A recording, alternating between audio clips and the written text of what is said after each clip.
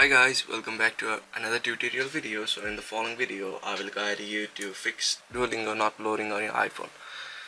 First of all, for those of you who don't know what is Duolingo is an app where you can learn about various languages on the same app at the same time. Or if you have Duolingo on an app and it's not loading, then there may be several reasons for it.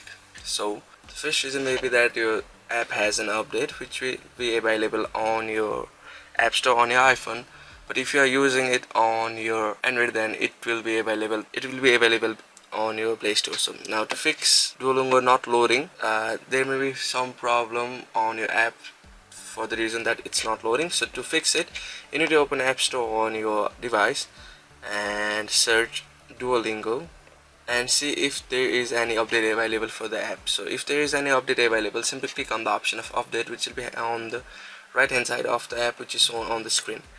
So after updating, if you check and if it's still not loading, then you need to click on settings and you need to click on the, and under general you'll see various options, so you need to simply click on the option of iPhone storage. So under iPhone storage you need to find Duolingo on it, so simply scroll and click on Duolingo.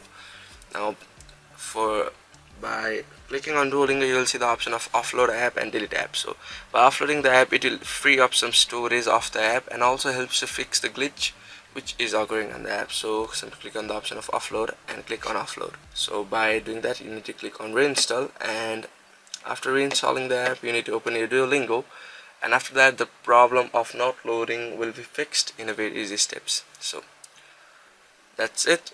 Thank you for watching the video. Make sure to like the video and subscribe to our channel. Thank you.